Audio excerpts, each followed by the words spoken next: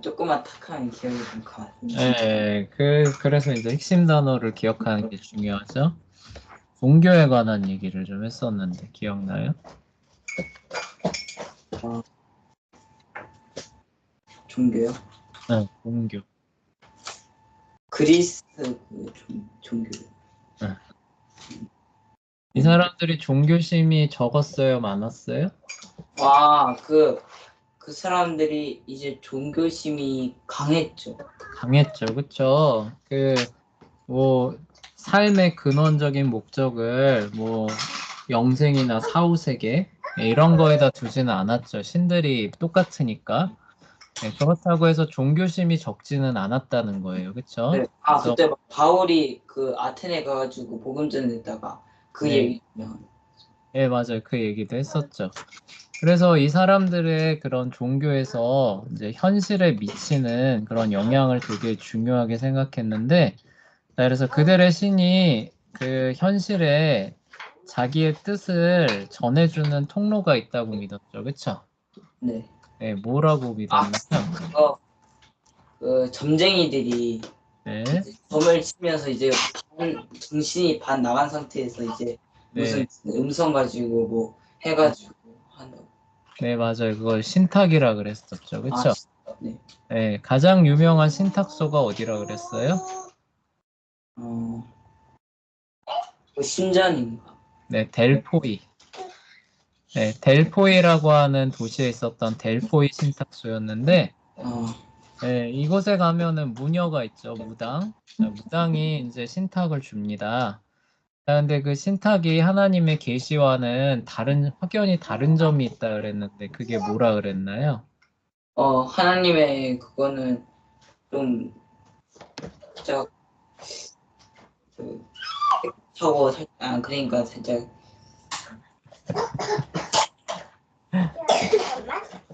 자, 하나님의 계시의 말씀은 뜻이 명확해요, 명확하지 않아요? 명확한데 맞다 네, 그 명확한데 그 사람들의 그 신탁은 네, 이제 큰 나라가 이길 것이다 이런 식으로 네, 해가지고 그쵸. 되게 모호하게 더블 미닝, 이중의 의미를 갖고 있게 얘기를 해주죠, 그쵸? 네 네, 그래서 나중에 결과가 일어나면은 틀릴 수가 있어요, 없어요? 있죠. 아니, 그러니까 원래대로라면 틀리는데 그런 식으로 모호하게 그 얘기를 아 해주면은 나중에 어떤 결과에도 끼워 맞출 수 있을까요, 없을까요? 있죠. 있죠. 예, 그래서 그런 식으로 신탁이 많이들 내려왔다.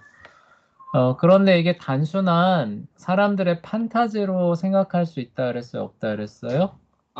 없고 그 악령들이 그 네, 이게 인간을 그 지배하는 그 네. 일들이 한마디로 그리스도의 신앙 이런 다른 이방 그런 것들을 신앙하고 있어요. 그렇죠. 예, 그래서 이게 판타지가 아니라 이게 실제 악령들이 그 당대의 사람들을 괴롭히고 교류했던 그런 작업들의 결과물이라는 걸 보여주는 사건이 성경에 기록되어 있는데 이제 그 바울이 전도 여행에서 귀신을 쫓아내죠. 그렇죠? 근데 그 귀신이 바로 아폴론의 신탁을 받던 무녀였다는 거예요. 그렇죠? 네. 네, 그러니까 이게 단순히 그 그리스 로마시나 이런 것들이 그냥 사람이 만들어낸 그런 게 아니다. 그런 의미에서 이교적인 세계관, 종교관들을 적용한 어떤 그 문학이나, 그쵸? 게임, 영화, 음악, 그다음에 그 뭐 축제 이런 거 있잖아요. 그쵸? 그래서 뭐 할로윈 같은 거. 자, 이런 거 재미로 하면 된다 그랬어요? 안 된다 그랬어요? 안 된다고 했어. 안 된다고. 이런 게 바로 귀신과 교류하는 그런 거에 해당하기 때문에 우리는 세상 사람들처럼 하면 안 된다. 그런 얘기들을 지난 시간에 얘기했었습니다.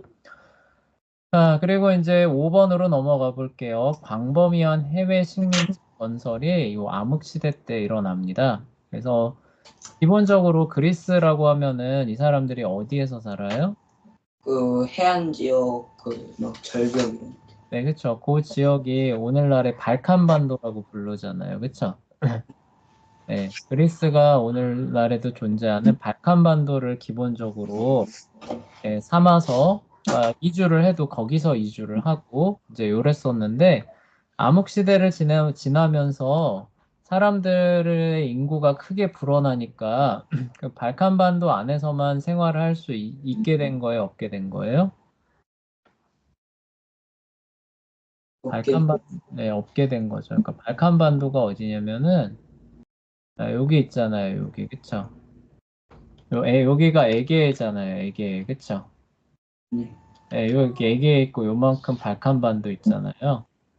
네, 여기가 발칸반도거든요. 네, 여기에 이제 정착들을 해 나가기 이제 시작하는 것이고요. 자, 여기에만 할 수 있다는 거예요, 없다는 거예요? 못할. 인구가 크게 늘어나면서 아, 없는 거예요. 좀. 네, 없는 거니까 이 사람들이 이제 살아갈 터전을 마련하기 위해서 어떻게 한다고요? 해외에 뭘 건설한다고요? 식민지. 식민지를 건설합니다. 페니키아 사람들도 마찬가지였죠. 기억나요?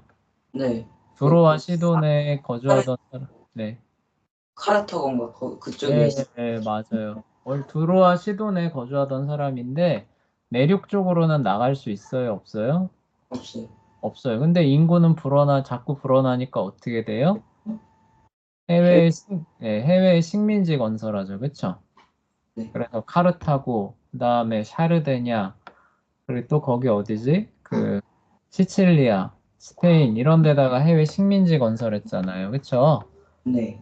근데 그리스 사람들은 산악으로 된 그런 입지 조건을 갖고 있어요. 그래서 애초에 땅 자체도 살만한 땅이 적은데 암흑 시대를 거치면서 이제 그 내륙 곳곳으로 퍼져나가죠, 사람들이. 그쵸? 네.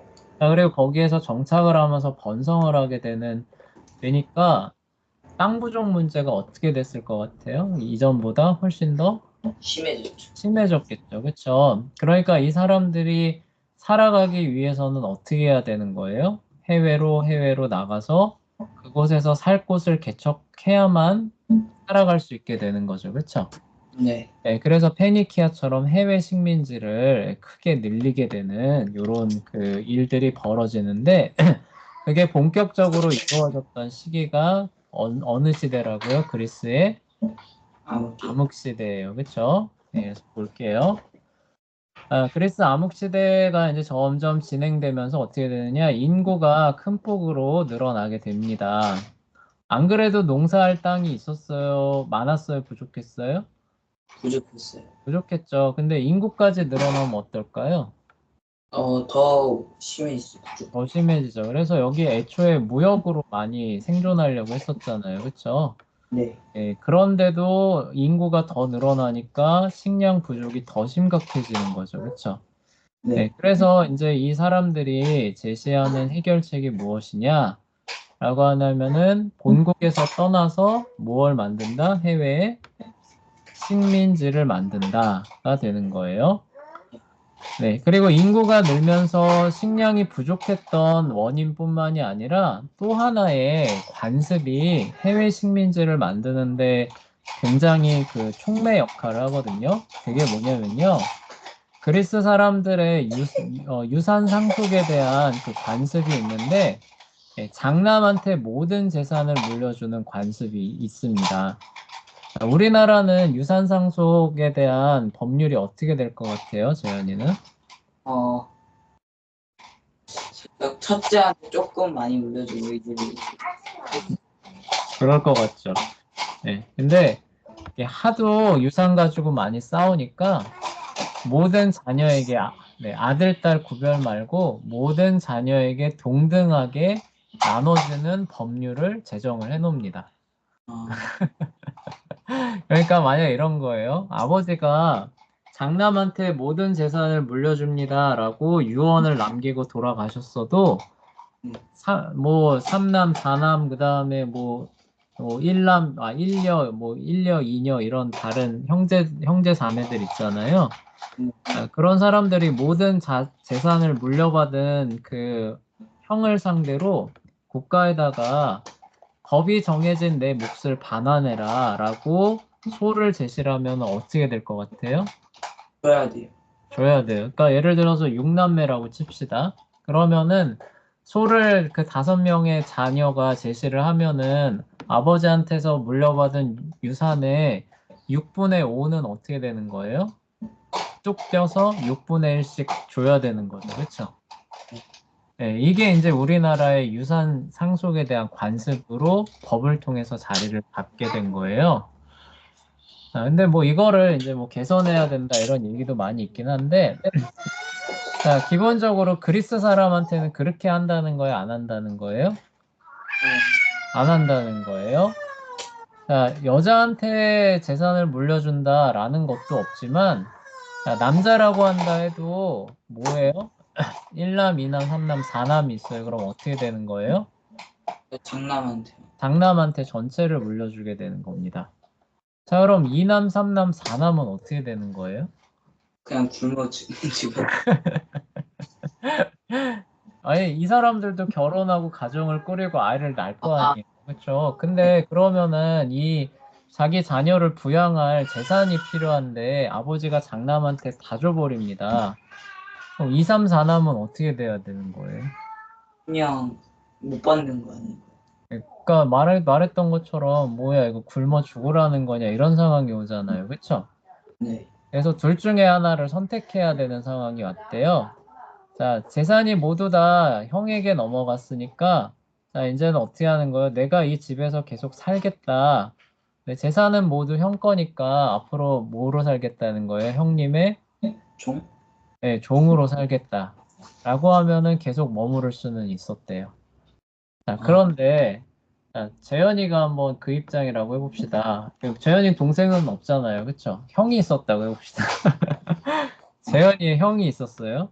근데 이제 재현이 아버지가 이제 그 유산을 물려주면서 그 형한테 다 물려주고 재현아 너한테는 네 몫이 없다. 너도 결혼하고 뭐 이렇게 뭐 살아가야 되지. 형의 종으로 살면서 형님이 주는 걸로 집안 건사하면서 살아라. 이렇게 하게 되면 재현이는 어떻게 할 것 같아요? 엄청나게 화날 거. 받아들이기 되게 어렵겠죠, 그쵸? 네. 실제로 이 많은 사람들이, 그리스의 많은 사람들이 형의 노예가 되는 길을 택했을까요? 안 택했을까요? 안 되겠어요. 택하지 않습니다. 그러면은 뭐냐? 집에 남아 있을 수 없게 되는 거죠. 그쵸? 네. 그래서 어떻게 되면 집을 떠나게 되는 상황이 오게 됩니다. 자, 집을 떠나게 되면은 새로운 정착지가 필요하겠죠. 그쵸? 네. 네, 근데 기존에 발칸반도에 있는 데는 사람들이 지금 보글보글보글한데 거기에 자기의 또 정착지를 그 빈손으로 마련할 수 있을까요, 없을까요? 없어요. 없겠죠, 그쵸? 그러니까 그 2남, 3남으로 태어났다. 그러면 이제 어떻게 되느냐? 이제 아버지가 돌아가실 때를 준비를 하는 거예요. 2남, 3남, 4남들은, 그쵸? 아, 네. 예. 그러니까 형의 노예로 살고 싶은 생각이 있었으면 데뷔할까요, 안 할까요? 안 했죠. 안 해도 되겠죠. 근데 그러고 싶은 사람이 있어요, 없어요? 없어요.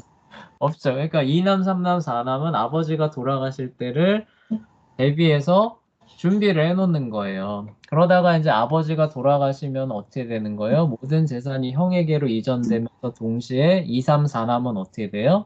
집을 떠나는 떠나. 거죠. 그쵸? 근데 떠날 때는 이미 아버지가 돌아가실 때 내가 이제 어느 그 미천도 모으고 있겠죠. 이 모은 미천을 가지고 어디에 가서 어떻게 뭐 정착을 하고 이런 그 정보들을 수집하고 준비하는 부분이 있을까요? 없을까요?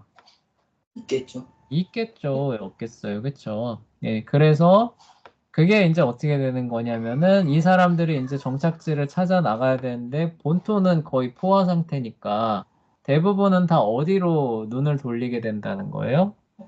해외로 눈을 돌리게 된다는 거죠. 그쵸? 아, 네. 예, 이해가 되는 거예요. 그래서 뭐 여기서 마련한 미천들을 가지고 뭐 아마 뭐 저기 그 인맥들이 조금 있었겠죠. 그쵸? 야, 그뭐 친구가 먼저 갔다든가 아니면 뭐 삼촌이 먼저 갔다든가 뭐 아니면은 뭐 내가 삼남인데 이남 형이 먼저 거기 갔다든가. 그쵸? 네, 근데 거기서 어느 정도 자리를 잡고, 야, 여기 와, 여기 네 살만한 거 많아, 여기 땅도 많고 일자리도 많아, 너 오면은 얼마든지 네 가문을 또 새로 꾸릴 수 있을 거야. 자, 이러면 갈까, 안 갈까요? 하겠죠. 하겠죠. 네, 그러면은 그 식민지의 인구는 다시 어떻게 되는 거예요? 또 증가하는 거죠, 그쵸? 네. 네, 그러면서 그 그리스의 식민 도시들이 그 원래 세워졌던 식민 도시를 기점으로 해서 옆으로 어떻게 될까요? 또 생기고 또 생기고 또 생기고 하면서 계속 늘어나겠죠. 그쵸? 네. 네, 그런 식으로 해서 그리스 식민지가 그 지중해 세계 전체에 퍼져나가게 되는 겁니다. 아, 네, 그렇게 해서 이제 생겨나는 거예요. 그래서 자기만의 생활 터전을 새로 마련해야만 하는 그런 그 사회 관습적인 요건도 있었고, 그 다음에 뭐 예를 들어서 중국처럼 뭐 중국이나 미국처럼 땅이 천지에 널렸어요. 예, 그러면은 또 얘기가 달라질 수 있겠죠, 그쵸? 예, 근데 그것도 아니에요. 그러니까 어떻게 되는 거? 해외로, 그쵸? 해외로 나가서 신도시를 건설을 하게 되는 겁니다. 예, 그런 과정 가운데서 지중해 세계 전역에 그리스의 이제 식민지가 나오게 되는 거예요. 자, 그래서 그리스 사람들은 그러한 해결책을 콜론스라고 불렀다고 해요. 그리고 이 콜론스의 뜻이 뭐냐면 팔이었대요, 팔. 그러니까 이게 뭐예요? 그리스 본토는 뭐라는 거예요? 몸통. 몸통이라는 거죠. 그렇죠? 이 몸통에서 따로 어떻게 되는 거예요? 가지를 쳐서 나간 우리의 팔과 같은 한 몸이죠. 그렇죠? 그렇지만 팔과 같은 존재다라고 해서 콜론스라고 이름을 붙였다고 합니다. 그리고 영어의 식민지가 여기서 이제 컬런이라고 하는, 그쵸? 요 단어가 파생하게 됐다고 해요. 아, 네, 그래서 식민지를 건설한다, 식민지를 삼는다, 이게 뭐냐면은 본토에서 해외로 진출하는 거죠. 그쵸? 예, 그래서 거기에서 그 신도시를 건설을 하거나, 그쵸? 뭐 신문물을 개척을 하거나, 이런 거를 이제 식민지 건설이라고 얘기를 하게 되는데, 자, 이런 말이 바로 여기에서부터 유래했다는 거예요. 그리스 암흑 시대에 그 어떻게 보면은 눈물 젖은 빵을 먹은 이남, 삼남, 사남들이 그쵸? 네, 건설하는 거. 근데 그 뭐 1년, 2년은 사실 걱정 안 해도 되는 게 시집 가면 또 그 집에서 또 먹고 살잖아요. 그쵸? 그러니까 굳이 아버지의 재산을 상속받을 그런 필요가 좀 덜한 거예요. 그쵸? 네, 근데 이남, 삼남, 사남은 어떻게 돼야 되는 거예요? 네. 형의 노예가 되지 않기 위해서는 여기에 적극적으로 뛰어들어야만 하는 겁니다. 자, 근데 만약에 우리가 이걸 바꿔서 땅이 막 천재에 막 넘쳐나는 거예요. 그래서 우리 아버지가 가진 땅이 자녀 한 100명한테 나눠줘도 뭐 부족함이 없는 그 정도의 넓은 땅을 갖고 있는데 그게 보편적이라고 해봅시다. 자, 그러면은 굳이 장남한테 물려주는 관습이 생겨날까요? 안 생겨날까요? 신기하죠. 안 생기겠죠. 쪼개져서 해도 아무 상관없는 거예요. 네, 그래서 이제 뭐 형의 노예가 될 필요도 없었을 거고, 그럼 거기서 내가 살던 데서 계속 정착해서 살 수 있으니까 해외 식민지는 건설이 돼요? 안 돼요? 안 되겠죠. 그렇죠? 네, 그런 이제 역사로 진행이 될 텐데, 이런 요건들에 의해서 그리스 민족들은 해외에 활발하게 식민지를 건설하게 되는 그런 길로 나아가게 된다는 것이고, 두로와 시돈도 똑같았죠. 그쵸? 예, 물론 장남한테 모든 걸 물려주는 관습은 없었어요. 그쵸? 예, 그렇지만 그럼에도 거기도 본토가 워낙 작고 나눠줄 땅도 없고 이렇게 되다 보니까 어떻게 돼요? 해외의 식민지를 활발하게 개척을 하게 되죠. 자, 그리고 이 해외 식민지는 어떤 일을 하느냐? 본국과 무역을 활발하게 벌이게 됩니다. 자, 식민지가 본국과 무역을 활발하게 하는 게 당연한 일이겠죠. 그쵸? 네. 예, 생각을 해봅시다. 자, 어쨌든, 뭐, 지금 여기 있는 식민지가 애초에 거기에 뭐 그런 게 있는 게 아니잖아요. 그쵸? 뭐 예를 들어서 그 청교도 이제 분들이 배 타고 이제 그 넘어가잖아요. 그쵸? 네. 그, 거기 이제 플리머스로 넘어갑니다. 자, 그럼 거기 도착해가지고 뭐 하려고 하면은 뭐가 있나요, 없나요? 사실상. 없죠. 없죠, 그쵸? 그래서 사실 이제 개간을 막 하는 거예요. 그리고 개간을 하고 생존을 하고 하는 과정 가운데서 첫 번째로 일으키는 산업이 뭐가 되냐면 농업이 될 수밖에 없잖아요, 그쵸? 네. 일단 살아남아야 되니까. 네, 그런데 여기서 이제 그 재밌는 점이 발생합니다. 네, 이 사람들이 정착하는 땅은 아이러니하게도 농사를 짓기 적합한 땅일까요? 아닐까요? 어, 네, 그래도 식민지니까 네, 할 수, 네. 재밌게도 이 사람들이 본국에서는 농사를 짓기가 부적합했잖아요. 그쵸? 네. 근데 해외 지중해 내가 새로운 지역에 예를 들어서 우리나라 그 농사 짓기 어렵잖아요. 그쵸? 뭐 산지가 워낙 많으니까. 자, 네. 그런데 좀 미국이나 중국 평야지대 이런 데로 이주를 했다고 쳐봅시다. 자, 여러분 농사 짓기 좋을까요? 안 좋을까요? 그런 건 좋죠. 네, 좋죠. 그러니까 그리고 이 사람들은 일단 정착해서 제1로 먹고 살아야 되니까 뭐부터 시작하게 돼요? 벼, 농사부터 시작하는 거예요. 그쵸?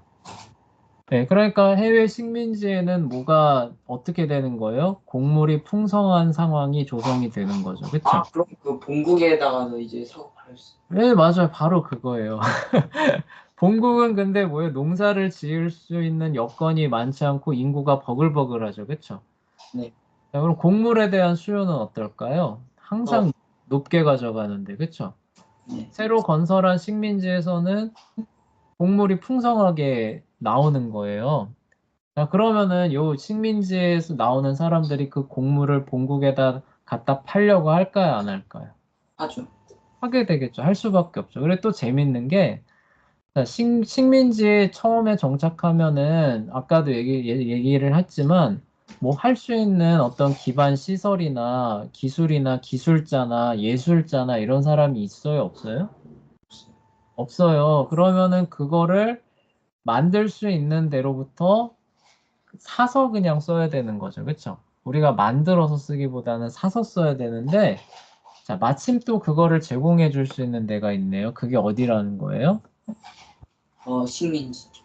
식민지는 곡물을 제공해 주는 거고 네. 식민지에서 필요한 어떤 그 금속 제품, 예술품, 뭐 기타 등등의 이런 기술이 들어가는 물품들은 어디에서 만드는 거예요? 본토요. 본토에서 해주는 거예요.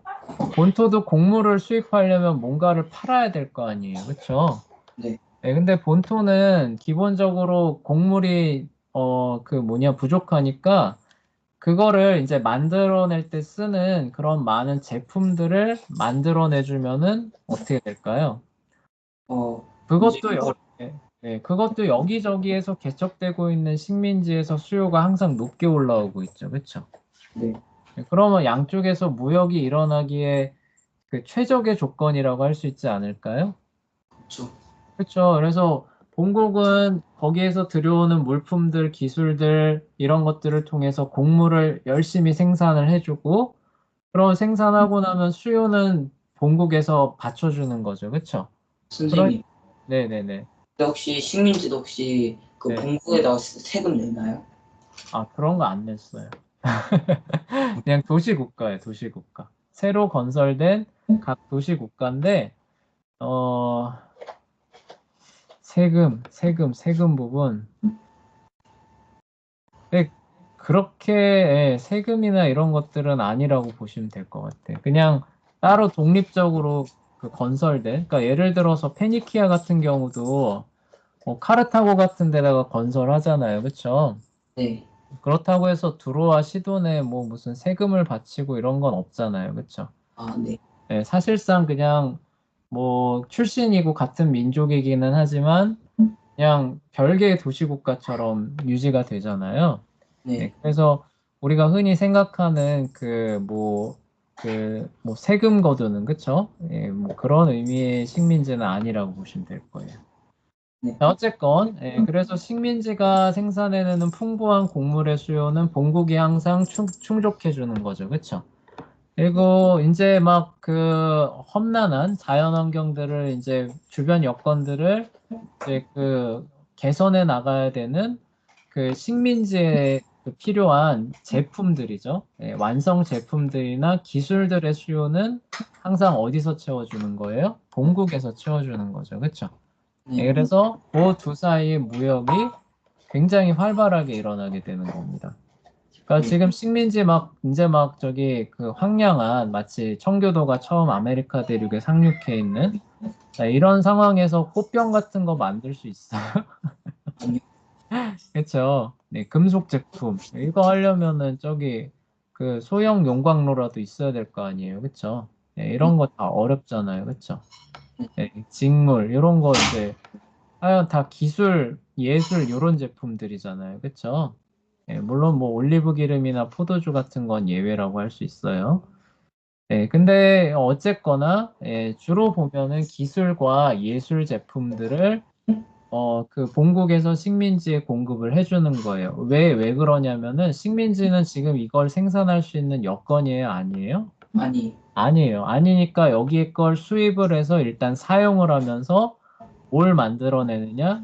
곡물과 원재료를 만들어내는 것이고, 그쵸? 네. 그 곡물과 원재료는 어디로 가는 거예요? 본. 본국. 그쵸? 본국은 항상 뭐가 부족해요? 벼. 곡물이, 네, 그쵸? 먹을 게 부족하니까, 그쵸? 네, 그래서 이 둘 사이가 활발한 무역의 대상으로서 긴밀하게 연결이 되게 됩니다. 자, 여러분, 이 사람들이 건설한 식민지의 위치를 조금 이제 봐야 되는데, 어디냐? 에게 북쪽의 해변, 그다음에 흑해 해변, 다르다넬스 해협, 시칠리아 섬, 아, 씨. 예, 아까 시칠리아도 얘기했었죠, 그쵸? 아, 네. 그리스 시칠리아가 반을 차지하고 있었다고. 반이고 나머지 반은 어디예요? 그, 페니키아라고 했잖아요, 그쵸? 네. 그리고 북아프리카와 프랑스, 스페인의 일부 해변, 소아시아의 해변이래요. 엄청 많이. 지중해 사실 전체 아니에요? 저, 그래서 여기 보시면은 이제 그림으로 이렇게 나타나 있어요. 자, 요 까만 거 그 보이시죠? 그쵸? 이게 다 식민지군요. 본토를 포함한 이제 식민지예요. 그래서 여기가 본토잖아요. 그쵸? 네. 여기가 그리스 본토인데 여기에서 이제 살기 어려워지니까 이제 요런 식으로 그러니까 요 발칸반도 북쪽 흑해 그 에게 북쪽이죠. 그쵸? 에게 북쪽 다르다넬스 해협은 여기 얘기하는 거죠. 그쵸? 터키와의 그다음에 그 소아시아 해변지대 그다음에 흑해 해변지대 여기에 가장 먼저 식민지를 건설하기 시작했겠죠. 그쵸? 그래서 네. 여기 식민지가 이렇게 가장 활발하게 되는 겁니다. 그리고 동쪽으로만 갔을 리가 없잖아요. 그쵸? 네. 동쪽, 북쪽도 해당돼요. 그러니까 남쪽으로 가는 애들은 여기에다가 식민지를 건설하는 쪽 것이고, 사막 아닌가요? 사막 조금 더 위치해요. 그러니까 여기는 사막이 맞아요. 여기는 사막이 맞는데, 요 위쪽으로 이 북아프리카 해안가 있잖아요. 그쵸? 네. 요 해안가는 그 고대 시대 때는 완전히 풀은 심으면 그냥 그 곡물들이 쏟아지는 아, 굉장히 비옥한 땅이었다고 해요. 예. 물론 여기는 사막이에요, 여기는. 나일강 이쪽으로는 여긴 사막인데, 여기도 다 사막이에요. 근데 카르타고 여기 건설되잖아요. 그쵸?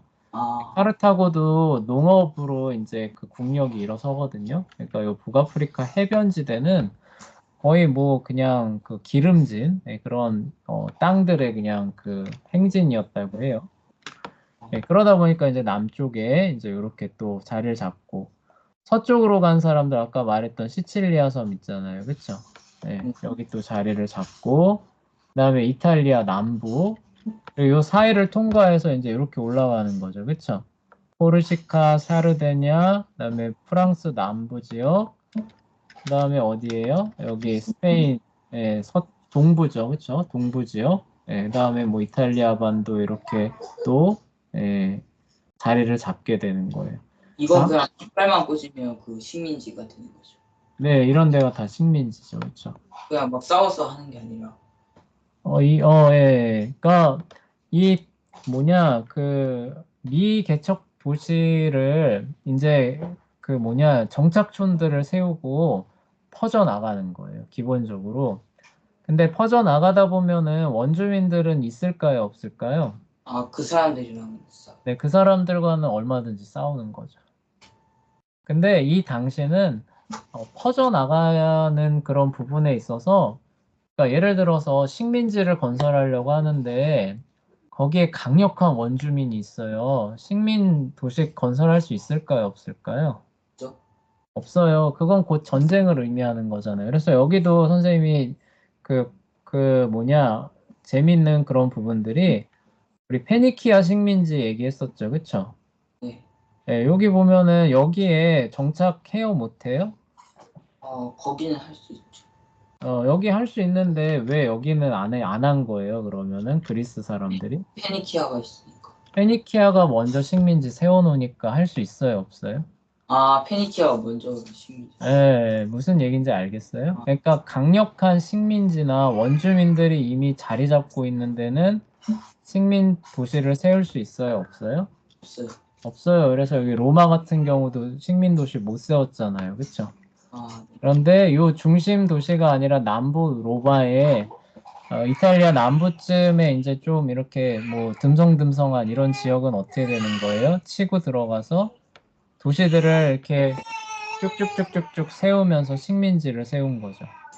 네. 그리고 여기 북아프리카 여기 요 지역도 없잖아요. 그쵸? 네. 왜 없어요? 거기 그 카르타고가 세워져서. 그쵸? 그리고 여기도 마찬가지고 여기도 마찬가지고 스페인도 마찬가지죠. 그쵸? 그래서 선생님이 저번에 이 카르타고 그 페니키아죠. 페니키아 지도 이 설명하면서 여기 얘기했었죠. 야, 여기는 왜 비워져 있을까? 여기는 왜 비워져 있을까? 이런 얘기 했었죠. 그쵸? 왜냐고요? 여기가 그리스 민족들이 들어가서 식민지를 세워놓은 거죠. 그쵸? 그러니까 반대로 페니키아 사람들은 이 지역에다가 식민지를 세울 수 있어요? 없어요? 없어요. 없는 거죠. 여기 들어가려고 그러면 여기 있는 도시국가가 이걸 받아줘요? 안 받아줘요? 안 받았어요. 안 받아주죠. 그럼 전쟁이잖아요. 그렇죠? 근데 네. 이 사람들은 지금 전쟁할 여력이 있어요? 없어요? 없어요. 없으니까 예를 들어서 두로와 시돈 같은 애들도 여기다 하면 좋은데 여기는 이미 어떻게 되는 거예요? 여기서 다 건너와서 차지하고 있으니까 뿌리 내릴 때를 찾지 못하고 어떻게 되는 거예요? 지중해를 건너서 몰타에 정착하든가, 그쵸? 네. 여기에 정착하려고 하다 보니까 얘네들이 요 반쪽을 차지했으니까 이쪽에 반쪽에 정착하든가 카르타고, 북아프리카 이렇게 해서 스페인 쪽으로 가든가 샤르다나로 가든가 이렇게 되는 거죠. 그쵸? 아, 네. 네, 그러니까 마찬가지로 그리스 사람들이 식민지를 세웠을 때 거기에 강력한 원주민이나 도시국가가 있다면은 그리스 사람들도 식민 도시를 세울 수 있다는 거예요, 없다는 거예요? 없다는 거. 역시 없다는 얘기예요. 그리고 그 얘기는 전쟁을 통해서 식민지를 세운다는 의미라기보다는 뭐예요? 좀 비어 있는 거죠, 그렇죠? 땅이 워낙 넓고 비옥하니까 그러니까 땅에 비해서 인구가 너무 적은 거예요. 그렇죠? 네. 그러니까 이 사람들이 진입해서 신도시를 세우고 새로운 도시국가를 세워도 그거를 막을 수 있는 세력이 있는 거예요? 없는 거예요? 없는 거. 없는 거죠. 그래서 그런 루트들을 따라서 이렇게 쭉 세워진 게 그리스 식민 도시가 되는 겁니다. 무슨 얘기인지 알겠어요? 네. 자, 여러분 이렇게 식민지가 많은데 가장 중요한 식민지는 어디냐? 소아시아 지역에 건설된 그 식민지였다고 해요. 그래서 그 그림으로 다시 넘어가 보면은 자, 식민지가 이렇게 많이 있죠, 그렇죠? 네. 네, 소아시아 지역이니까 여기 얘기하는 거죠, 여기. 여기 흑해 말고 다르다넬스 해협부터 밑에 쪽으로 요 터키에 그죠? 네, 터키의 해안선들을 따라서 세워진 요 식민 도시가 그리스 입장에서는 가장 중요한 식민 도시였다라고 얘기를 하고 있는 거예요. 자, 왜 그런지 물어보고 싶은데 시간이 없어 선생님이 바로 얘기해 줄게요. 답이. 자, 왜 그랬냐면은 자, 중동 지방을 연결해주는 무역의 통로가 되는 거예요. 이 당시에 무역의 주요 기점이 이집트하고 바빌로니아 같은 데잖아요. 그쵸? 아, 저쪽에 바빌론이가 네, 바빌론. 그쵸. 터키 건너간 바빌로니아 있고, 그리고 이집트에서 바로 오기보다는 터키를 경유해서 오는 게 더, 다양한 상품을 뭐 얻을 수가 있겠죠. 그쵸? 네. 예, 그런데 그렇게 하려면은 그 이집트 해안선을 따라서 그리스 식민 도시가 있으면 그런 일들을 하기가 좋은 거죠. 그쵸? 네. 네, 그래서 또 좋고요. 그 국가 안보 차원에서도 이게 또 중요했어요. 왜냐면요, 이제 뒤에 나오지만 거대 제국이 커지기 시작해요. 그래서 뭐 페르시아 같은 제국이 커지기 시작하는데 페르시아가 동방을 다 제패하고 이제 그 서방으로 넘어오려고 할 때 꼭 나오는 그 지역이 요 소아시아 지역의 이오니아 지역이에요. 여기를 접수를 해야 어떻게 되는 거예요? 다르다넬스 해협을 건너서 에게해 지방, 발칸반도 지방으로 넘어갈 수 있는 거죠. 그렇죠? 네. 네, 근데 이 이오니아 지역이 그리스 지역에 붙어 있다면은 그 동방 세력이죠. 페르시아나 뭐 바빌로니아 같은 동방 세력이 서방으로 넘어올 수 있어요, 없어요? 없어요. 없죠. 그 전초 방파제 역할도 해주기 때문에 이 식민지가 가장 중요한 그리스 입장에서는 이 식민지가 가장 중요한 식민지가 되는 겁니다. 네, 그래서 이렇게 중요하게 생각이 됐고요. 비잔티움이라고 하는 도시가 있어요. 나중에 동로마 제국의 수도가 되는데 이때 처음으로 건설이 됩니다. 그러니까 식민 도시들 건설되는 과정 가운데서 콘스탄티노플이라고 하죠. 그래서 여기 비잔티움이라고 보이시죠, 그렇죠? 아, 네. 여기에 처음으로 역사상 도시가 건설이 되는데 그게 바로 그리스 식민지로서 건설된 도시가 비잔티움이었다는 거예요. 나중에 콘스탄티누스가 이걸 대폭 확대해서 재건축하는 거예요. 아, 네, 그래요. 자, 그러면 여기까지 하고 다음 시간에 또 공부해 보도록 합시다.